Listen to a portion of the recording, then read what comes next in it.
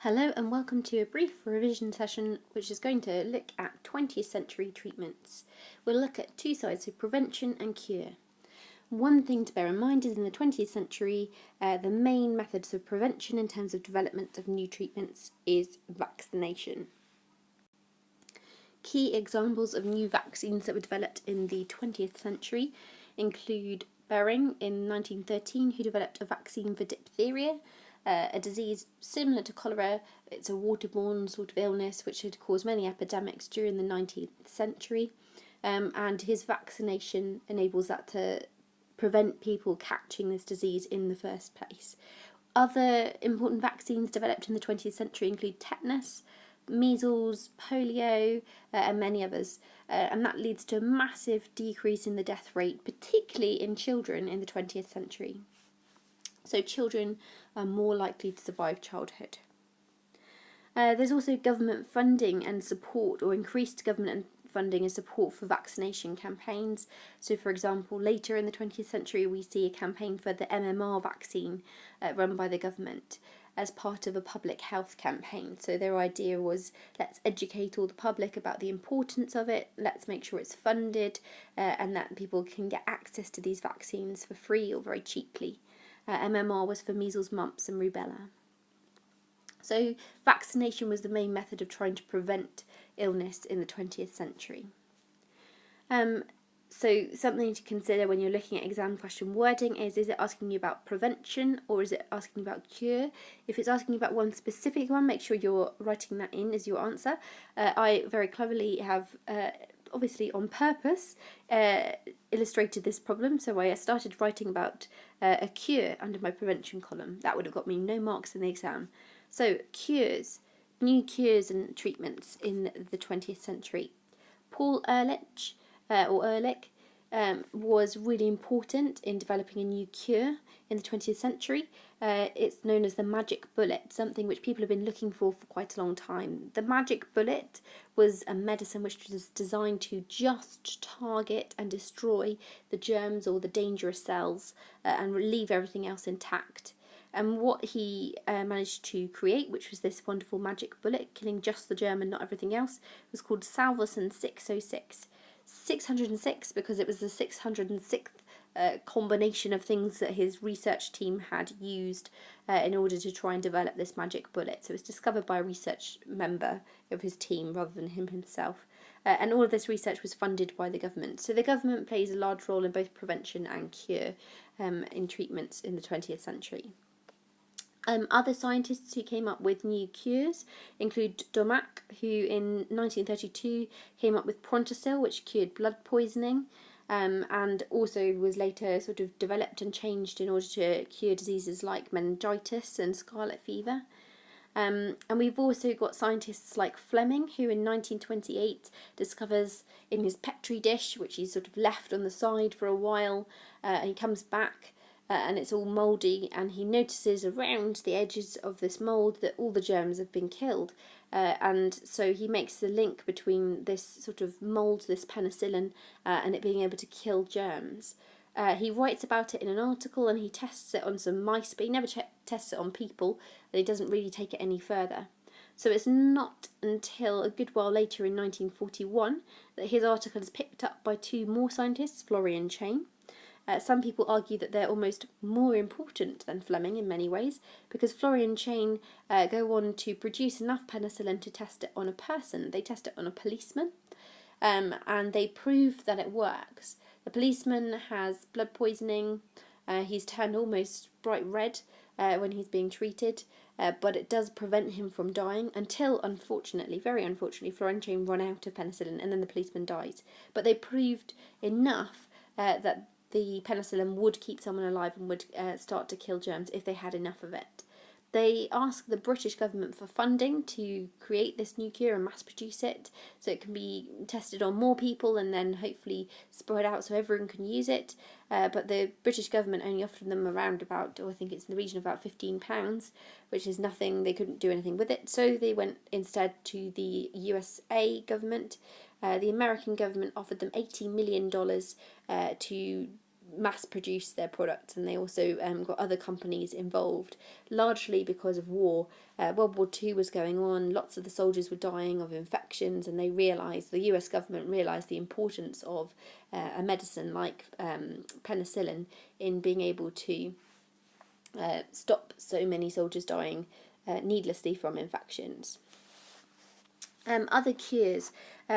So one major problem in surgery in the previous period, so that you've looked at, so in the 19th century, in the 18th century, in the Renaissance, medieval periods, has been blood loss in surgery. And for the first time, they're able to start to overcome that problem in the 20th century as sodium citrate is discovered by scientists to stop blood from clotting. Obviously, if you want to have blood to give someone, you need to have a sort of bank of it, if you like, so lots of stocks that you can use whenever it's needed. And you can't keep blood if it's going to dry up and go all horrible, because you're not going to be able to give someone dried up, scabby sort of blood. So they discover this chemical, sodium citrate. It keeps blood in a liquid form, so they can create what were known as blood banks. This was done during World War I because of the necessity of having extra blood on the battlefield or in the battlefield hospitals, or close by as they could, so that they could treat soldiers who'd lost a lot of blood in explosions. Then science and technology, we can take this a little bit further. We've started talking about scientists, but new technology as well.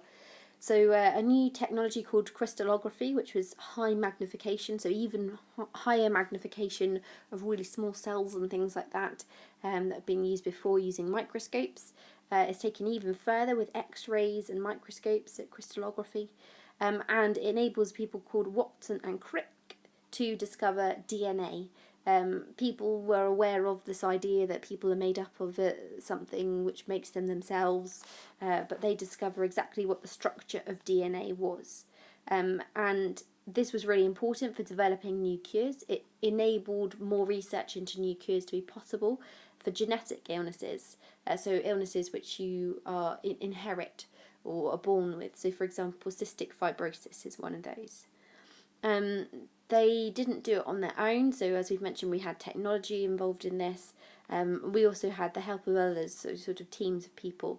So they used Rosalind Franklin, a lady who worked at King's College, Cambridge. They used her X-rays and her pictures, which showed a double helix, to make their discovery. And all of this was taken further. It's sort of, you see a lot more international cooperation in the development of new cures in the 20th century. So, for example, 18 countries over 15 years did something called the Human Genome Project, where they looked at the exact mapping of what DNA looked like in every combination, which has enabled a move forward in the 20th century and into the 21st century of what's known as genetic screening, where they can look at the structure of an individual person's DNA and work out if they're prone to certain illnesses, and put preventions in place. It links to this as well, where possible, to try and treat them early on to stop their illnesses going further or their bodies degenerating. The new technologies available as well, which enable better cures or picking up on illnesses much sooner than before, include things like blood sugar monitors, which can even be used at home, and those are used by people with diabetes, and they're able to track what their blood sugar levels are, and they can pick up on things, almost preventing illnesses before it gets to the point where they might go in severe cases into a diabetic coma. We've got radiotherapy, which is sort of a link between prevention and cure as well. So it's preventing cancers from spreading any further, and hopefully, in the best cases, and more in recent years, curing people from cancer. We've got CAT scanners, again, a link between prevention and cure here. They can pick up on things because they do 360-degree X-rays of the whole body or of a specific part of the body. They're much more detailed than the original X-rays were, and they enable doctors to pick up on illnesses like cancers and growths much sooner than they might have done otherwise, and therefore treat them more effectively. Same sort of thing with MRI scanners looking at the brain. And in terms of cures, dealing with illnesses that are already in existence. We've got things like dialysis machines which have been invented. So the kidneys are meant to filter your blood and take toxins out, but some people's kidneys stop working, or they lose both their kidneys, and then they can use a dialysis machine which will do this for them, so it filters their blood for them. And we've also got bypass machines which were invented in the 20th century, which are fantastic machines. There's a lung bypass machine and a heart bypass machine. And as the name would suggest, bypass, it enables surgeons to, even if a patient's lungs stop working, they can put them on this bypass machine whilst they do a heart transplant or a lung transplant, and it enables the machine to breathe for the patient if it's the lungs, or to pump blood around the body for the patient without that heart or those lungs whilst they transplant the new organs in. So lots of amazing pieces of technology in the 20th century. And then finally we've got the government and their role.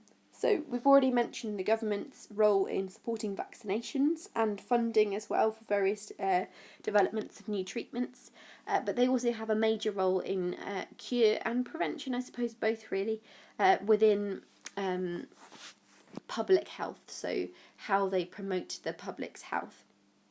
The earliest we see this in the 20th century would be with things like the National Insurance Act of 1911. There are other things before this point, but in particular this one is to do with treatments. This enables men who are working, who are contributing with this national insurance tax, and it's a compulsory tax if they earn under a certain amount but over a certain amount, to enable them to access sick pay if they are ill whilst they're working and therefore unable to work for a period, and also access money for accessing doctors, because at this point doctors were all private. There was no such thing as access to free medical health care. World War II also led to a change in attitudes towards healthcare and the government's role in healthcare, because during the war free healthcare was offered and people after the war came back wanting for that to continue. So you see Beveridge in 1942 during the war writing a report on the public's health and how they can help them, and he discovers, or says he has discovered, 5 evils that cause illness. Want, which is effectively poverty, disease, obvious one, ignorance, so lack of education, squalor, bad living conditions, and idleness, which is effectively unemployment. And he says in order to overcome these problems and cure everyone, they need sick pay, unemployment pay, pensions for old people, and medical help, free medical help, and that all of this should be paid through taxes, a national insurance tax, we've seen that word before, but it should be a compulsory one for everyone, not just men, not just those who are employed, but everyone. And that then forms eventually by 1948 with a lot of persuasion from a man called Aneurin Bevan, who worked really, really hard through making lots of speeches, and also making sort of concessions to make sure that everyone's happy with it, like the fact that perhaps doctors are allowed to have both private patients and NHS patients, with the formation of the NHS, the National Health Service, which enabled everyone to have access to free healthcare. And that was a major step forward in access to cures for everyone in medicine through time. So that was a very brief overview of 20th century treatments. So good luck with your revision.